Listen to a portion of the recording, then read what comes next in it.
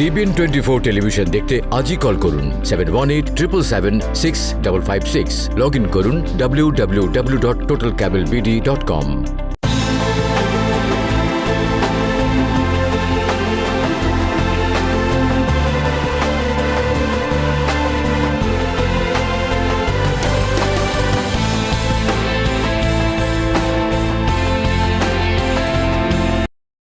সুপ্রিয় দর্শক, আমন্ত্রণ জানাচ্ছি TBN24 এর নিয়মিত আয়োজিত অনুষ্ঠান TBN অ্যানালিসিস। সাথে আছি আমি নাফিসা আহমেদ। আপনারা যদি আমাদেরকে ফেসবুকে দেখে থাকুন, লাইক এবং শেয়ার করুন, নিজে সচেতন থাকুন, অন্যকে সচেতন হতে সাহায্য করুন। আর যদি পরবর্তীতে ইউটিউবে আমাদেরকে দেখে থাকুন তাহলে লাইক করুন এবং অবশ্যই সাবস্ক্রাইব করুন। আপনাদের মূল্যবান মতামত আমাদের সাথে শেয়ার করুন, এটি আমাদের জন্য আসলে অনেক গুরুত্বপূর্ণ। আপনাদের ভালো লাগা মন্দ লাগা এই বিষয়টির উপর নির্ভর করে যে আপনারা কি প্রত্যাশা করছেন এবং কি পরবর্তীতে আপনাদেরকে আমরা দিতে পারছি। সুতরাং আপনারা ফেসবুকে ইউটিউবে আপনাদের মতামতটি রাখুন, কি আমাদের কাছে জানতে চান সেটি জানান। এই অনুষ্ঠানটির মাধ্যমে আপনারা আপনাদের প্রশ্নে বিভিন্ন সমাধান সরাসরি পেয়ে থাকেন। স্ক্রিনে দেওয়া একটি নাম্বার 6463079828, এই নাম্বারটির মাধ্যমে সরাসরি কল করে আপনি আমাদের সেই দিনের আমন্ত্রিত অতিথির কাছ থেকে সরাসরি যুক্ত হয়ে উত্তর পেতে পারেন।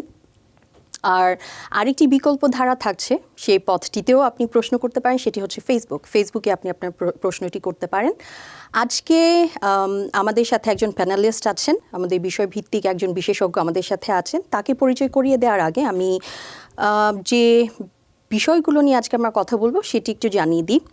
Structures of forming small businesses বা ক্ষুদ্র ব্যবসা গঠনের বিভিন্ন কাঠামো। এরপরে আমাদের যে টপিকটি থাকছে সেটি রিটায়ারমেন্ট প্ল্যানিং অ্যাকাউন্টস বা অবসর পরিকল্পনা accounts.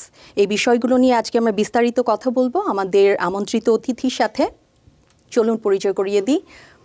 Parvez Kazi, IRS enrolled agent, CEO of কাকাতুয়া এজেন্সি।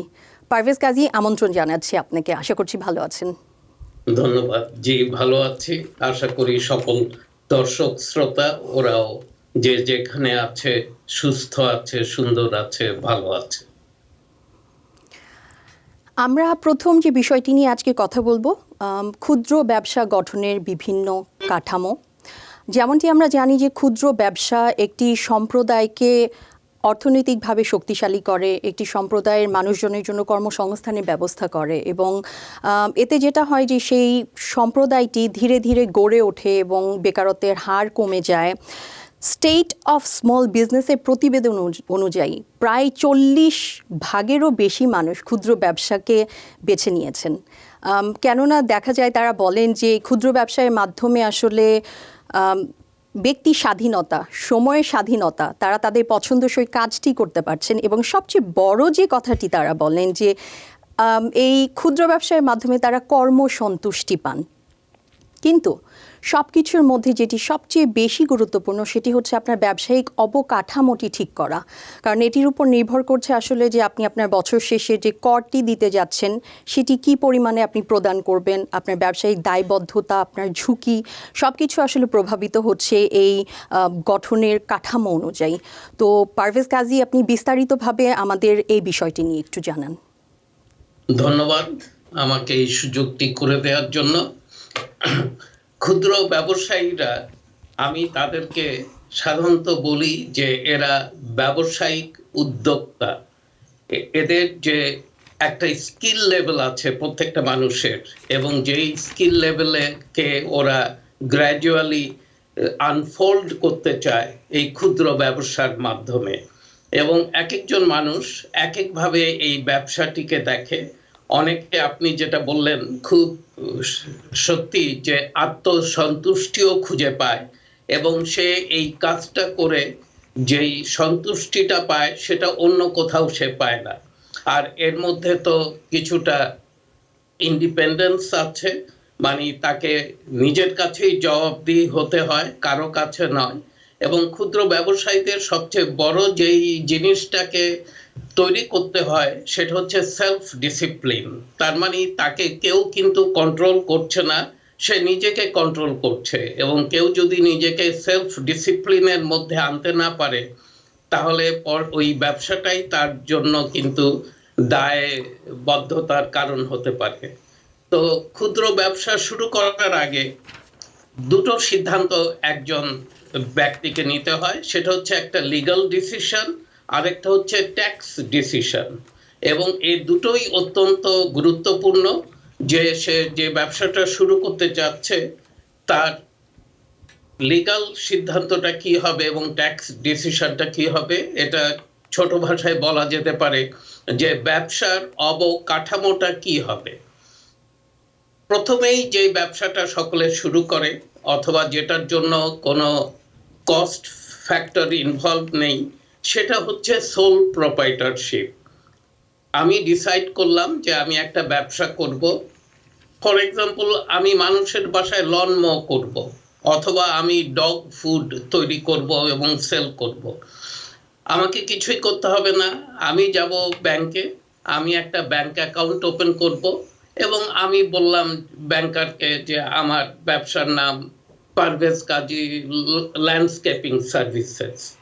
তো তারা আমার সোশ্যাল সিকিউরিটি নাম্বার দিয়ে আমাকে একটা অ্যাকাউন্ট করে দিবে। আমি এই অ্যাকাউন্টটার কথা কেন বলছি, আমরা সচরাচর ভুল করে থাকি। আমরা যখন ব্যবসা শুরু করি, আমার পার্সোনাল অ্যাকাউন্ট এবং বিজনেস অ্যাকাউন্ট কমপ্লিটলি ডিফারেন্ট হতে হবে।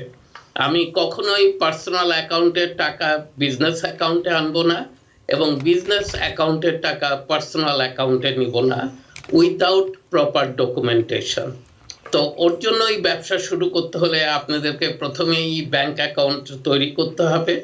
এবং সোল প্রোপ্রাইটারশিপ, এটা তৈরি করার জন্য কোনো খরচ নেই, এটা inexpensive, it cost nothing to set up. আর এটার সবচেয়ে বড় জিনিস হচ্ছে যে এটার জন্য আপনাকে খুব বড় ধরনের বুকস অফ অ্যাকাউন্টস মেনটেন করার দরকার পড়ে না। আপনি কম বেশি ডকুমেন্টসগুলো রাখবেন, লগগুলো মেনটেন করবেন, ইনকাম অ্যান্ড এক্সপেন্সেসের হিসাবটা যদি কখনো কেউ দেখতে চায় আপনি দেখাতে পারবেন। এবং আপনার ট্যাক্স ফাইলিংয়ের সময় পার্সোনাল ট্যাক্স ফাইলিং বছর শেষে যেটা করেন সেখানে গিয়েই এটা ফাইল করলে চলে। দ্বিতীয় অবকাঠামোটা হচ্ছে পার্টনারশিপ। আমরা অনেক সময় বলে থাকি জেনারেল পার্টনারশিপ, এবং এটাও একটু লেস এক্সপেন্সিভ টু ফর্ম। এখানে যদি একের অধিক ব্যক্তি হয় অথবা ব্যবসায়ী একসাথে হয়ে কোনো ব্যবসা শুরু করতে চায়, তো সাধারণত তারা করে থাকে একটা পার্টনারশিপ ফর্ম করে, এবং এটা জেনারেল পার্টনারশিপ। এটা কোনো আর্টিকেল অফ ইনকর্পোরেশন স্টেটের সাথে ফাইল করার দরকার নাই। তাদের মধ্যে কিন্তু একটা এগ্রিমেন্ট হওয়া উচিত, এবং এগ্রিমেন্ট করে তারা একটা পার্টনারশিপ শুরু করতে পারে, এবং সেম তারা পার্টনারশিপের জন্য ব্যাংক অ্যাকাউন্ট ওপেন করতে পারে। এবং যারা পার্টনার তারা সবাই কিন্তু ব্যবসায় জড়িত হতে পারে, এবং তারা যে পরিমাণ সময় দিচ্ছে, শ্রম দিচ্ছে এবং আর্থিক অনুদান দিয়েছে এই ব্যবসায়, সেটার উপর ভিত্তি করে ওরা ওদের পার্সেন্টেজ অফ প্রফিট এবং পার্সেন্টেজ অফ লস বছর শেষে যখন ব্যবসার ফাইল করা হবে সেটা শেয়ার করতে পারে। তৃতীয়টি হচ্ছে কর্পোরেশন। আমাদেরকে article of incorporation new York স্টেটের সাথে অথবা যে যে স্টেটে আছে সেখানে ফাইল করতে হয়। ফাইল করার আগে দেখে নিতে হয় যে আমি যেই কর্পোরেশনটার নামটা দিলাম, ফর এক্সাম্পল আমি দিলাম ABC কর্পোরেশন, আমাকে আগে দেখে নিতে হবে এই নামটি অ্যাভেলেবল আছে কিনা স্টেটের থেকে, এবং যদি অ্যাভেলেবল থাকে আমি এই আর্টিকেল অফ ইনকর্পোরেশনটা সাবমিট করলাম এবং এই অনুযায়ী আমার কর্পোরেশনটা ফর্ম হলো। প্রত্যেকটা কর্পোরেশন বাই ডিফল্ট এগুলো সি কর্পোরেশন হিসাবে ফর্ম হয়ে থাকে, এবং আমাদেরকে তখন কর্পোরেশনের tax ID number, EIN number বের করতে হবে, এবং কর্পোরেশনের same thing bank account open করতে হবে, এবং ব্যাংক অ্যাকাউন্ট কে ডিল করবে না ডিল করবে, এবং কর্পোরেশনের মিটিং মিনিটসগুলোকেও মেনটেন করতে হবে। এখন কর্পোরেশন ফর্ম করার পর এখানে একটু বলে রাখি, সি কর্পোরেশন অনেক সময় আমরা লেম্যানস টার্মে বলে থাকি যে এটা ডাবল ট্যাক্সেশনের শিকার হয়ে থাকে। কর্পোরেশন যেই প্রফিটটা করবে সেটার একটা কর্পোরেট ট্যাক্স তো পে করবে, এবং কর্পোরেশনের শেয়ার হোল্ডাররা যে ডিভিডেন্ড পাবে তারা আবার সেই ডিভিডেন্ডের উপরও ট্যাক্স পে করবে।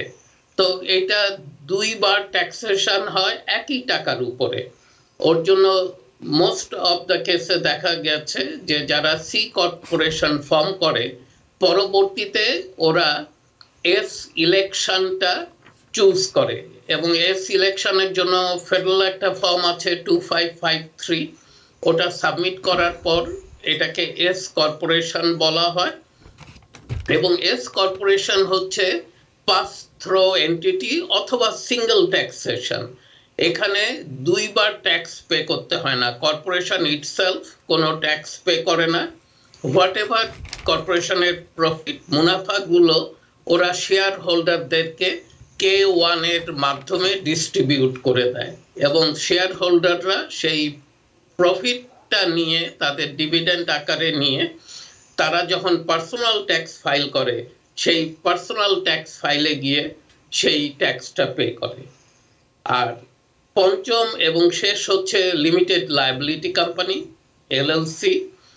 এটা ফর্ম করতে গিয়ে খরচ সাধারণত একটু বেশি হয়ে থাকে দেন রেগুলার কর্পোরেশন, কিন্তু এটার কিছু অ্যাডভান্টেজ আছে এবং মোস্ট অফ দ্য কেসে লোকজন LLC-টা প্রেফার করে। ছোট পার্টনারশিপে এটা খুব ভালো ওয়ার্ক করে, 2 জন 3 জন 4 জন পার্টনার একসাথে হয়ে তারা একটা LLC শুরু করে LLC-র মাধ্যমে ব্যবসাটা করে। লিমিটেড লায়াবিলিটি, এখানে অ্যাসেট প্রোটেকশনটা কর্পোরেশন এবং LLC এই দুই ধরনের অবকাঠামোই কিন্তু আপনার পার্সোনাল অ্যাসেটকে প্রোটেক্ট করে। অর্থাৎ কর্পোরেশন যদি কখনো কোনোভাবে কোনো লায়াবিলিটি সুর সম্মুখীন হয় তাহলে কর্পোরেশনের অ্যাসেটগুলোই শুধু রেসপন্সিবল থাকে, কর্পোরেশনের যারা শেয়ার হোল্ডার, ওনার অথবা মেম্বার তাদের অ্যাসেটগুলো কিন্তু প্রোটেক্টেড হয়। ওর জন্যই আমরা সবসময় রিকমেন্ড করে থাকি যে আপনার বাড়ি ঘর, আপনার ব্যাংক ব্যালেন্স এগুলোকে যদি প্রোটেক্ট করতে হয় কর্পোরেশনটা একটু ফর্মাল আকারে আসা উচিত, either C corp, S corp, LLC, LP অথবা আরো কিছু ফর্ম আছে সেই সকল ফরম্যাটে। আমরা একটা ছোট বিরতিতে চলে যাচ্ছি, বিরতির পর একটু পরেই আসছি, আপনারা সাথে থাকুন আমাদের। TBN 24 টেলিভিশন দেখতে আজই কল করুন 7187776556। লগ ইন করুন www.totalcablebd.com। সুপ্রিয় দর্শক, বিরতির পর আরও একবার আমন্ত্রণ জানাচ্ছি। সাথে আছি আমি নাফিস আহমেদ এবং আমাদের সাথে আজকে প্যানেলিস্ট হিসেবে আছেন পারভেজ কাজী। বিরতির আগে যে বিষয়টি নিয়ে আমরা কথা বলছিলাম, ক্ষুদ্র ব্যবসা গঠনের বিভিন্ন কাঠামো, তো পারভেজ কাজী সেই বিষয়টি নিয়ে আমি আবার কথা বলতে চাচ্ছি। আমার একটি প্রশ্ন আছে, আপনি লায়াবিলিটি প্রোটেকশন বা দায়ভার নিরাপত্তার ব্যাপারটি বলছিলেন ব্যবসার কাঠামোর ক্ষেত্রে, তো এটি যদি আমাদেরকে একটু বিস্তারিতভাবে বলেন। অবশ্যই দায়ভার নিরাপত্তা অথবা অ্যাসেট প্রোটেকশন যেটা আমরা সাধারণত বলে থাকি, সেটা হচ্ছে যখন আমি কোনো ব্যবসা শুরু করি এবং ব্যবসার ওনার হিসাবে অথবা প্রেসিডেন্ট অথবা CEO হিসাবে যদি কোনো দায়ভার এসে পড়ে, কোনো লসুটের সম্মুখীন হই আমি, তো আমার অবকাঠামোটাকে আমি যদি সঠিকভাবে সিদ্ধান্ত না নিয়ে থাকি তাহলে সেই লসুট কিন্তু আমার পার্সোনাল প্রপার্টির এগেনস্টেও যেতে পারে। ধরেন আমি বলছিলাম লন মোয়ার, আমি লন করতে গিয়ে কারো বাসায় হয়তো খুব এক্সপেন্সিভ একটা ডেকোরেশন পিস ছিল ইন দ্য লনে, সেটাকে ভেঙে ফেলেছি। তো সেই বাড়ির মালিক তো আমাকে ছেড়ে দিবে না, সে চাইবে আমার এগেনস্টে একটা লসুট আনতে, এবং সেই এক্সপেন্সিভ তার যে মোরাল ছিল অথবা হোয়াট এভার ইট ইজ সেটাকে সে রিপ্লেস করার কথা ভাববে। তো এই লসুটটা যখন আসবে, এবং আমার একটা ছোট ল্যান্ডস্কেপিং বিজনেস, আমার ধরেন বাড়ি আছে, আমার ব্যাংকে টাকা আছে, আমার আরো বিভিন্ন জায়গায় অ্যাসেট আছে, তো সে চেষ্টা করবে প্রত্যেকটা অ্যাসেটের পিছনে গিয়ে আমার কাছ থেকে এই টাকাটা আদায় করে নেয়ার জন্য। কিন্তু এটা যদি সোল প্রোপাইটার হয় তাহলে আমি কিন্তু প্রোটেক্টেড নই। সে যেভাবে চেষ্টা করবে এবং সে যদি সাকসেসফুল হয়, দেখা যাবে যে আমার বাড়ি আমাকে বিক্রি করতে হয়েছে, আমার ব্যাংকের সকল টাকা তাকে দিয়ে দিতে হয়েছে, এবং আরো যদি আমার যদি এক্সপেন্সিভ গাড়ি থাকে সেই গাড়িটাও বিক্রি করে তাকে আমাকে টাকাটা পরিশোধ করতে হবে। কিন্তু এই ক্ষেত্রে আমার যদি কর্পোরেশন ফর্ম থাকে, একটা লিগ্যাল এন্টিটি থাকে, অথবা এলএলসি থাকে, সি কর্প অথবা এস কর্প থাকে, সে কিন্তু আমার বিজনেসের যে অ্যাসেট সেটার পিছনেই সে যেতে পারবে। সে আমার পার্সোনাল যেই বাড়ি, আমার যে পার্সোনাল ব্যাংক অ্যাকাউন্ট, আমার নিজের যেই গাড়ি অথবা আমার যেই অন্যান্য অ্যাসেট, সেগুলোর পিছনে যাওয়ার কোনো সুযোগ নেই। তো ওর জন্যই আমরা সবসময় চিন্তা করি, এবং ওর জন্যই বললাম যে প্রথমেই যে এটা একটা legal decision, at the same time এটা একটা ট্যাক্সেশন ডিসিশনও বটে। অতএব আমাকে হতে হয়, কর্পোরেশন অথবা এলএলসি এরা হচ্ছে একটা লিগ্যাল এন্টিটি। ও আর আমি এখন আর এক নই, আমরা দুইজন, টু সেপারেট এন্টিটি। আমি পারভেজ কাজী, আর আমার যেই ব্যবসাটা ওই যে পারভেজ কাজী ল্যান্ডস্কেপিং সার্ভিসেস এলএলসি অথবা আইএনসি, ওটা তখন হয়ে গেল একটা সেপারেট এন্টিটি। এবং ওই যার মডেলটা আমি ভেঙে ফেলেছি অথবা স্ট্যাচুটা যেটা লনে ছিল, সে আমার শুধুমাত্র বিজনেসের অ্যাসেটের পিছনে যেতে পারবে, আমার পার্সোনাল অ্যাসেটকে কোনোভাবেই সে স্পর্শ করতে পারবে না। আমি আরেকটি প্রশ্ন যেটি করতে চাচ্ছি যে সোল প্রোপ্রাইটারশিপ বা এক মালিকানা সেটি কোনো ক্ষুদ্র ব্যবসায়ী যদি এই কাঠামোটি নিতে চান ব্যবসায়ের জন্য, তাহলে তাকে কিভাবে আবেদন করতে হবে, ফর্মটা কীরকম হবে, এবং এটা পাশাপাশি আরেকটি প্রশ্ন যেটি আমি যুক্ত করতে চাই যে বছর শেষে যখন ট্যাক্স প্রদান করবেন সেটি কীরকম হবে? আচ্ছা, সোল প্রোপ্রাইটারশিপ এটাও আমিও টাচ করতে চাচ্ছিলাম। সেটা হচ্ছে ওরা যখন ট্যাক্স ফাইল করবে, ওরা বছর শেষে ওর যখন পার্সোনাল ট্যাক্সটা ফাইল করবে, সেটার সাথে সে স্কেডিউল সি দিয়ে তার এই ব্যবসাটার ফাইলটা করবে। এবং সোল প্রোপ্রাইটার তারা কিন্তু সেলফ এমপ্লয়েড ট্যাক্স পে করে থাকে তার প্রফিটের উপর, নেট প্রফিটের উপর, গ্রস রেভিনিউর উপর না। তার গ্রস রেভিনিউ ছিল 100,000, ফর এক্সাম্পল, উদাহরণস্বরূপ 100,000, এবং তো 40,000-এর উপরে তাকে অলমোস্ট 14% সেলফ এমপ্লয়মেন্ট ট্যাক্স দিতে হবে। কিন্তু এটা যদি সে এলএলসি ফরম্যাটে অথবা এস কর্প ফরম্যাটে নিয়ে আসতে পারত, তাহলে দেখা গেল যে এই 40K তার যে নেট প্রফিট ছিল, এটার উপরে তাকে সেলফ এমপ্লয়মেন্ট ট্যাক্স দিতে হবে না, যেহেতু কর্পোরেশন এটার উপর কোনো ট্যাক্স ফাইল করবে না, এবং এটা তার পার্সোনাল ইনকাম ট্যাক্সে এসে 40K অ্যাড হবে, এবং এখানে তার অ্যাজ এ রেগুলার অথবা জেনারেল ইনকাম হিসাবে যেই ট্যাক্স লায়াবিলিটি আসবে সেটাই তাকে পে করতে হবে। তো এই সেলফ এমপ্লয়মেন্ট ট্যাক্স থেকে সে বাঁচবে। কিন্তু এখানে একটা কথা হচ্ছে, এস কর্পোরেশনে যদি ওনার কাজ করে তো ওনারকেও W2 নিতে হয়, তো সে ওটাকে স্প্লিট করতে পারে।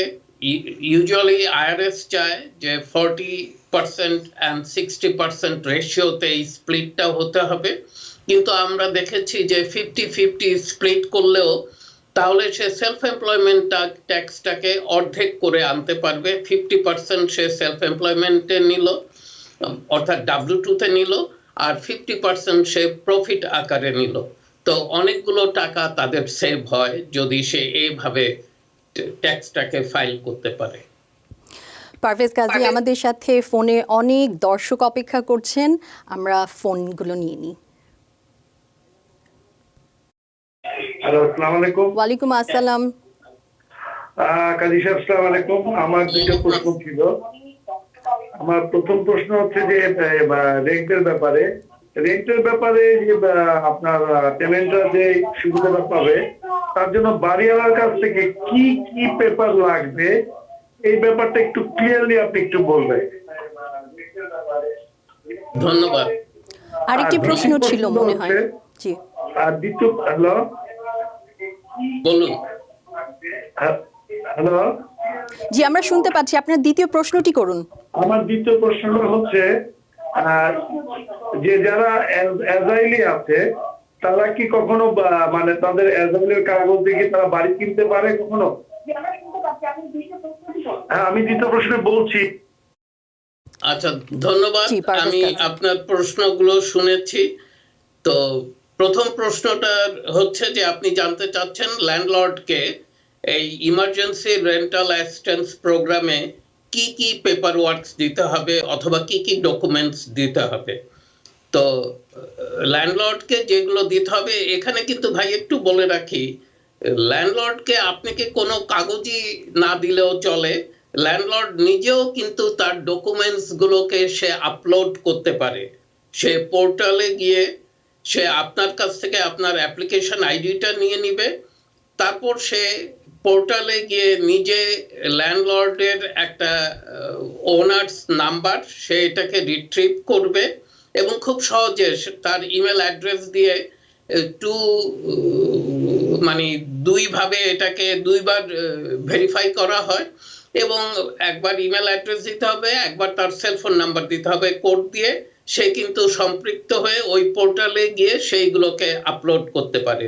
ডকুমেন্টসগুলোর মধ্যে যেগুলো মূলত লাগে, ল্যান্ডলর্ডকে লিজ ডকুমেন্টটা আপলোড করতে হয়, ল্যান্ডলর্ডকে W9 ফর্মটা আপলোড করতে হয় এবং ল্যান্ডলর্ডকে রেন্ট রিসিভ কনফার্মেশন বলে একটা ফর্ম আছে, যে গত মার্চ 2020 থেকে এই পর্যন্ত কত রেন্ট সে পেয়েছে, ভাড়া কত ছিল এবং কত রেন্ট সে রিসিভ করেছে, ওটা সে লিখে দিবে এবং ওটা নিচে সে সাইন করে এটাও সে আপলোড করে দিবে। এবং ল্যান্ডলর্ড তার ব্যাংক ইনফরমেশনটা সে নিজেই ওখানে আপলোড করে দিবে। এই ইনফরমেশনগুলো ল্যান্ডলর্ডকে আপলোড করতে হয়। তো সে নিজে করতে পারে, অনেক সময় ল্যান্ডলর্ড টেনেন্টকে এই ডকুমেন্টসগুলো দিয়ে দেয়। কিন্তু এখানে একটা কথা বলে রাখি, যে টেনেন্টকে যখন দিবে, তো ল্যান্ডলর্ডের কাছে টেনেন্টের যখন এটাকে আপলোড করবে, তাকে কিন্তু ল্যান্ডলর্ডকে ফোন করতে হবে, তার ইমেলে যেই লিঙ্কটা গেছে বলতে হবে সেটা আমাকে ফরওয়ার্ড করে দেন। সেই লিঙ্ক থেকে আবার যখন টেনেন্ট নিজে আপলোড করার জন্য চেষ্টা করবে, তখন তার সেলফোনে একটা কোড যাবে, সেই কোডটাও দরকার হবে। তো এইভাবে ল্যান্ডলর্ড আপনাকে সাহায্য করতে পারে, সে নিজে আপলোড করতে পারে অথবা আপনার সাহায্য নিয়ে এই ডকুমেন্টস গুলো সে আপলোড করবে। পারভেজ কাজী, আরেকটা প্রশ্ন ছিল দ্বিতীয়, হ্যাঁ, সেটা হচ্ছে দ্বিতীয় যারা জি আপনি বলুন। দ্বিতীয় প্রশ্ন হচ্ছে ভাইয়ের, যারা অ্যাসাইলি তারা বাড়ি কিনতে পারবে কিনা। জি, এটার ব্যাপারে আমি সহজে যেটা বুঝি ভাই, যে আপনি অ্যাসাইলি ইউজুয়ালি বাড়ি কিনতে আপনার দরকার কি হয়, মর্টগেজ।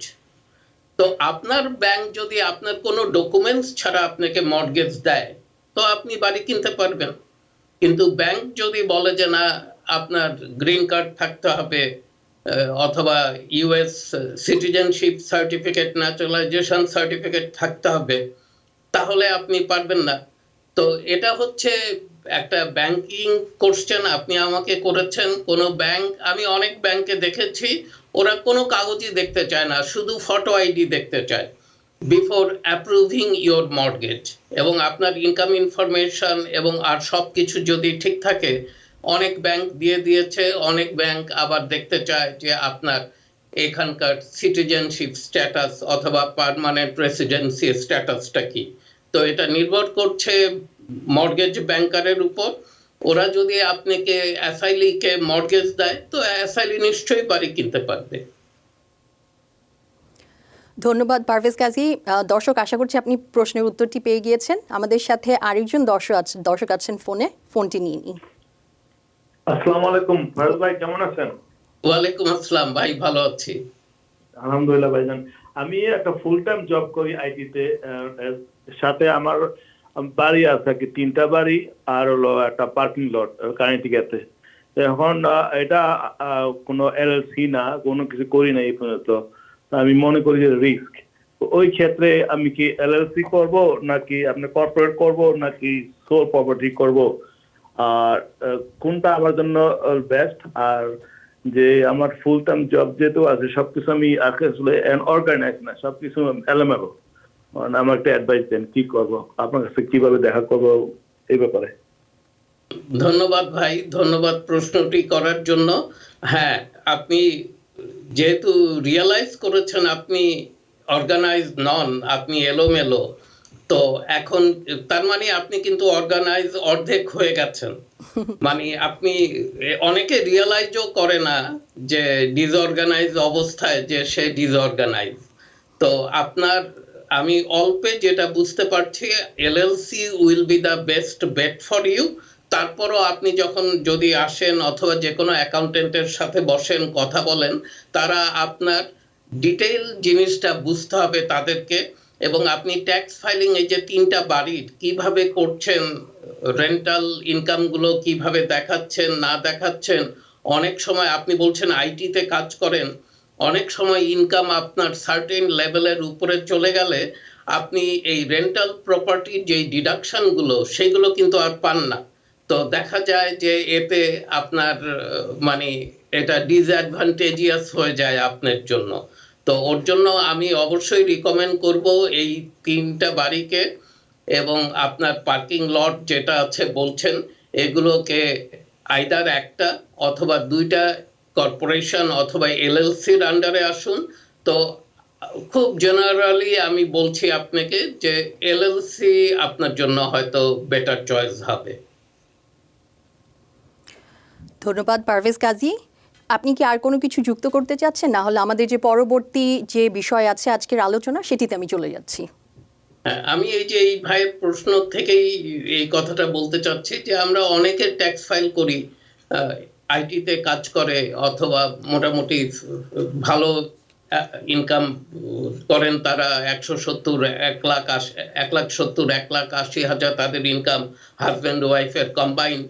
এবং তার রেন্টাল প্রপার্টি আছে, রেন্টাল প্রপার্টিতে আপনি ডেপ্রিসিয়েশন দেখাতে পারেন, বাড়ির মেইনটেনেন্স অ্যান্ড আদার এক্সপেন্সেস দেখাতে পারেন।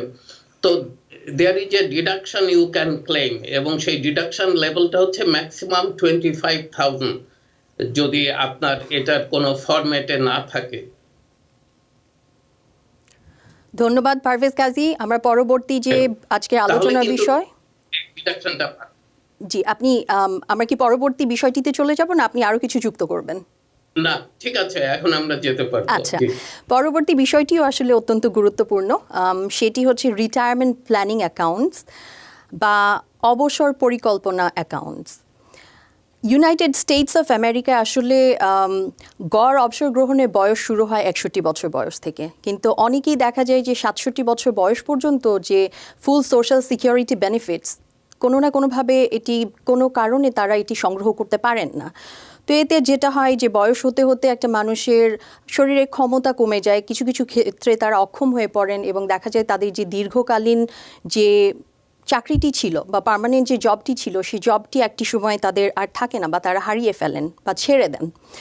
তো ওই ক্ষেত্রে তাদের ভবিষ্যতের জন্য কি অবস্থা তাদের থাকে আর্থিক সচ্ছলতার জন্য, তারা আসলে এই কারণে যেটি হয় যে তারা আর্থিকভাবে কিন্তু অস্থিতিশীল হয়ে পড়েন। সে স্থিতিশীলতা ফিরিয়ে আনার জন্য যেটি প্রয়োজন সেটি হচ্ছে রিটায়ারমেন্ট প্ল্যানিং অ্যাকাউন্টস। আপনি যদি জেনে থাকেন, যেহেতু আমাদের জীবনযাপন আসলে অনেক ব্যয়বহুল হয়ে পড়ছে দিনকে দিন, তো আপনার যদি একটি ভালো প্ল্যানিং বা পরিকল্পনা রিটায়ারমেন্টের জন্য থাকে বা অবসর সময়ের জন্য থাকে, সেটি আপনাকে বিভিন্নভাবে কিন্তু আপনাকে বেনিফিটেড হতে পারে, ভবিষ্যতে আপনি অনেকভাবে উপকৃত হতে পারেন। তো পারভেজ কাজী, আমরা এই রিটায়ারমেন্ট প্ল্যানিং অ্যাকাউন্টসগুলো নিয়ে একটু আপনার কাছে বিস্তারিত জানতে চাই।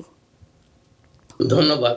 আমি এই সাবজেক্ট ম্যাটারটার উপরে একটু কথা বলতে চাচ্ছিলাম, বিশেষ করে আমার কাছে যখন ট্যাক্স ফাইল করতে আসে যারা, আমি প্রায় জিজ্ঞেস করি যে ভাই আপনার কোনো আইআরএ, রথ আইআরএ অথবা 401k অথবা 403b, সেফ আইআরএ এগুলো কিছু আছে কিনা।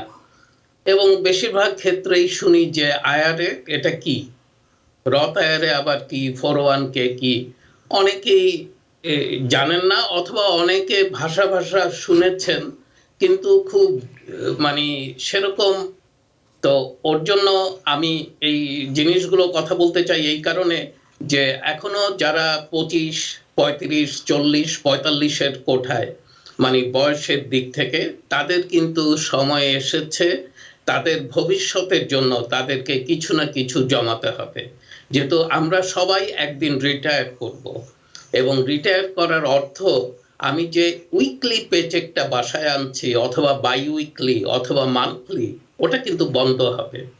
তো ওটা বন্ধ হলে আমার social security money will not be enough, এবং এটাও শুনতে পাচ্ছি এই সোশ্যাল সিকিউরিটি ফান্ড কতদিন থাকবে সেটারও উপর কোনো নিশ্চয়তা নেই। তো আমরা যদি সেটার উপর নির্ভর করে বসে থাকি ওটা কষ্টকর হবে। তো এখন উচিত সবাইকে এটার ব্যাপারে একটু সচেতন হওয়া, দরকার হলে নিজেরা অনলাইনে গিয়ে কিছু রিসার্চ করা, আইআরএ কি, আইআরএ রথ আইআরএ কি, 401 কি, এগুলো নিয়ে একটু ইনফরমেশন কালেক্ট করা। তো আমি সংক্ষেপে যেটা বলবো যে আইআরএ এবং রথ আইআরএ নিয়ে বলি। 401 ইউজুয়ালি এটা কোম্পানি থেকে অফার করা হয় এবং অনেকের এমপ্লয়ার এটা অফার করে, অনেক এমপ্লয়ার আবার কিন্তু কিছু ম্যাচিং ফান্ডও দেয়, অত বেশি টাকা ম্যাচ করে না, খুব সামান্য কিছু ম্যাচ করে। তো আইআরএ হচ্ছে ইন্ডিভিজুয়াল রিটায়ারমেন্ট অ্যাকাউন্ট। এটা যখন আপনি শুরু করবেন, ধরেন আপনার ইনকাম 50,000 টাকা এবং আপনি 6,000 টাকা আইআরএ তে রেখেছেন, এবং রেখে যখন আপনি আমার কাছে ট্যাক্স ফাইল করতে আসবেন আপনি দেখছেন আপনার ইনকাম 50,000, আমি কিন্তু দেখছি আপনার ইনকাম 44,000। তো তার মানে কি, আপনি একটা বড় ধরনের ট্যাক্স ব্রেক পেলেন, আপনার ইনকাম কমে গেল। কিন্তু এখানে একটা কন্ডিশন আছে, এই আইআরএটা আপনি কিন্তু এনক্যাশ করতে পারবেন না আনটিল 60 বছর পর্যন্ত আপনাকে এটাকে মেনটেন করতে হবে। কিন্তু তার আগে যদি ভাঙাতে চান তাহলে 50% পেনাল্টি আপনাকে পে সরি 10% পেনাল্টি আপনাকে পে করতে হবে। তো এটা হচ্ছে আইআরএ। দেন এর অল্টারনেটিভ আরেকটা আছে রথ আইআরএ। রথ আইআরএ হচ্ছে আপনি যখন আপনার ইনকাম 50,000, ঠিক 6,000 টাকা আপনি রথ আইআরএ তে রেখেছেন এবং যখন ট্যাক্স ফাইল করতে আসছেন আমি কিন্তু 40,000 দেখছি না। অতএব রথ আইআরএ তে আপফ্রন্ট কোনো ট্যাক্স ব্রেক নাই। কিন্তু এটার ক্যাচটা হচ্ছে এই জায়গায়, রথ আইআরএ আপনি 5 বছর রাখার পর 6th ইয়ার অ্যান্ড অনওয়ার্ড যদি এনক্যাশ করতে চান দেয়ার ইজ নো পেনাল্টি, কোনো পেনাল্টি আপনাকে দিতে হবে না। আর সেকেন্ড সুযোগটা হচ্ছে রথ আইআরএ যখন আপনি এনক্যাশ করবেন, যখনই করেন ওটার যে ডিস্ট্রিবিউশনটা, যেই টাকাটা ডিস্ট্রিবিউটিভ ওয়েতে যখন টাকাটা আপনার কাছে আসবে আপনাকে কোনো ট্যাক্স ব্রেক, কিন্তু যখন উঠায় নেবেন আপনার যেই গ্রোথ সেই উপরে আপনাকে ট্যাক্স পে করতে হবে। তো রিটায়ারমেন্ট অ্যাকাউন্টগুলো ইউজুয়ালি করা হয় রিটায়ারমেন্টের জন্যই, মধ্যবর্তী সময়ে এনক্যাশ করার পরিকল্পনা নিয়ে কেউ এটাকে ওপেন করে না, এবং সেটা আমরা ধরে নিচ্ছি যে আপনারাও এটা ওপেন করবেন এবং আপনারা যে কোনো ট্রেডিং প্ল্যাটফর্মে গিয়ে আইআরএ ওপেন করতে পারেন, রথ আইআরএ ওপেন করতে পারেন। এখানে দু একজনের নাম হয়তো দু একটা প্রতিষ্ঠানের নাম বলতে পারি, ফাইডালিটি, ভ্যানগার্ড, ট্রেড ব্যাংকিং করে থাকেন, আপনারা ব্যাংকে গিয়েও কিন্তু এই আইআরএ গুলোকে ওপেন করতে পারেন। পারভেজ কাজী, আমাদের অনেকগুলো প্রশ্ন আছে ফেসবুকের মধ্যে, একটি প্রশ্ন আমি নিয়ে নিচ্ছি, সেটি হচ্ছে 401k or IRA, which is best for me? প্রশ্নটি করেছেন মোহাম্মদ রেজা। রেজা ভাই, 401k আপনার কোম্পানি যদি অফার করে থাকে তাহলে ডেফিনেটলি সেটা বেস্ট। এই কারণে আপনি 401k তে অনেক বেশি টাকা রাখতে পারেন then IRA. 401k and IRA more or less same thing, কিন্তু আপনি যদি 50-এর নিচে বয়স হয়ে থাকে আপনি আইআরএ তে ম্যাক্সিমাম রাখতে পারেন এবং আপনার ইনকাম অনুযায়ী আপনি কিন্তু ম্যাক্সিমাম 401k তে। তো আপনার কোম্পানি অবশ্যই সেটা আপনার জন্য বেস্ট বেট হবে, সেটা আপনার জন্য বেটার হবে দেন ইন্ডিভিজুয়াল রিটায়ারমেন্ট। পারভেজ কাজী, আমাদের সময় অনেক স্বল্প হাতে, আমাদের এর মধ্যে একজন দর্শক আছেন ফোনে, অনেকে ফোনে অপেক্ষা করছেন এবং অনেকেই ফোন করেছেন, সবারটা আমরা নিতে পারছি না। জি দর্শক, আমি একটা প্রশ্ন আমার স্টক এক্সচেঞ্জে বিনিয়োগের ব্যাপারে, যে আমি যদি স্টক এক্সচেঞ্জে কোনো বিনিয়োগ করি সেক্ষেত্রে সেটা যদি আমি 1 বছর স্টকটা রাখি আর সেখানে যে গেইন করি, কি পরিমাণ গেইন করলে আমার ট্যাক্স দিতে হবে না? হ্যাঁ, কতটুকু গেইন করলে ট্যাক্স দিতে হবে 1 বছরের বিনিয়োগে? আমাকে প্রশ্নটার উত্তর জানালে আমি খুশি হব ইনশাল্লাহ। ধন্যবাদ ভাই, ধন্যবাদ। কি পরিমাণ গেইন করলে আপনাকে ট্যাক্স দিতে হবে না, কঠিন প্রশ্ন। কি পরিমাণ লস করলে আপনাকে ট্যাক্স দিতে হবে না, হয়তো আমার জন্য উত্তর দেওয়া সহজ ছিল। তবে একটা কথা, ক্যাপিটাল গেইন বলে একটা কথা আছে। আমি সকলকে রিকমেন্ড করি, আপনি যদি লং টার্ম ক্যাপিটাল গেইন হয়ে থাকে, তার মানে 1 বছরের অধিক যদি স্টকটা আপনি রেখে বিক্রি করে গেইন হয়ে থাকে, আপনার ট্যাক্স রেটটা অনেক কমে আসে। আর যদি শর্ট টার্ম হয় তাহলে ট্যাক্স রেটটা একটু বেশি থাকে। তো আপনারা চেষ্টা করবেন যেন short term capital gain tax থেকে বাঁচতে হলে এটা মোর দেন 1 ইয়ার রাখবেন এবং আপনি লং টার্ম ক্যাপিটাল গেইনে পড়বেন, এবং that rate is about 15%। Parvez Kazi, আমাদের সাথে এখনো অনেক দর্শক আছেন, ফেসবুকে অনেক প্রশ্ন আছে, কিন্তু আমরা সময়ের শেষ প্রান্তে চলে এসেছি। আপনি খুব চট জলদি 30 সেকেন্ডসের মধ্যে যদি কিছু বলেন। আমি আবারও বলবো যে প্রত্যেকে সচেতন হন, প্রত্যেক দর্শককে। অনেকে আপনাদের মতো বয়স হয়তো কোনো এক সময় আমারও ছিল, 30, 35, 40-এ ভেবেছি কবে 65 হবে, কবে রিটায়ার করব, এইসব কি বলছে, এবং এই কথা যখন শুনতাম টেলিভিশনের ভলিউমটা একটু কমায় দিতাম। তো আপনারা দয়া করে সেটা করবেন না, প্লিজ লিসেন টু মি। আপনাদের জন্যই কিন্তু বলছি, আপনি এই টাকা জন্য না, অথবা পারভেজ কাজীর জন্য না, এবং রিটায়ারমেন্ট প্রোডাক্ট আমি কিন্তু সেল করি না। তো তারপরও কেন এই সাবজেক্ট ম্যাটারটা, বিষয়বস্তুটা আমি আনতে চাচ্ছি শুধুমাত্র দর্শকদেরকে সচেতন করার জন্য। আমি জানি এই বয়সে যারা ইয়াং তারা রিটায়ারমেন্টের কথা ভাবে না, কিন্তু আমি দেখেছি 50 বছর বয়সে লোক রিটায়ারমেন্টে গেছে। কেন গেছে? সে 25 বছরে যখন নিয়েছে, 50 বছরে যখন সে রিটায়ারমেন্টে গেছে, সে আমাকে বলতেছে, ইফ আই স্পেন্ড 200K পার ইয়ার, আমি জীবদ্দশায় এই টাকা শেষ করতে পারবো না। তো এটা কিন্তু আপনারাও বলবেন আমি আশা করি। অতএব শুরু করেন, ছোট করে হলেও শুরু করেন, আয়ারে, রথ আয়ারে, হোয়াট এভার। আপনারা নিজেরাও একটু রিসার্চ করেন বিষয়বস্তুটি নিয়ে এবং আপনারা শুরু করেন। এটা একদিন ডাউন, যে পারভেজ ভাই এই কথাটা বলেছিল এবং এটা শুনে আমরা শুরু করেছিলাম। আজকে রিটায়ারমেন্টের সময় আমার রিটায়ারমেন্ট ফান্ডে দিস মাচ আছে, এই পরিমাণ টাকা আছে। তো এটাই আমার শেষ কথা। ধন্যবাদ পারভেজ কাজী। দর্শক, আপনাদেরকেও ধন্যবাদ জানাচ্ছি এতক্ষণ আমাদের সাথে থাকার জন্য। আশা করছি আপনাদের যে প্রশ্ন ছিল সেটা সমাধান আমরা কিছুটা হলেও দিতে পেরেছি। আজ এখানেই শেষ করছি।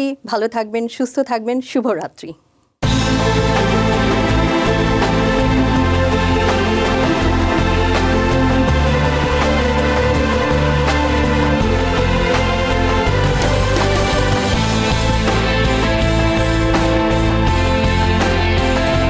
টিবিএন 24 টেলিভিশন দেখতে আজই কল করুন 7187776556। লগ ইন করুন www.totalcabelbd.com।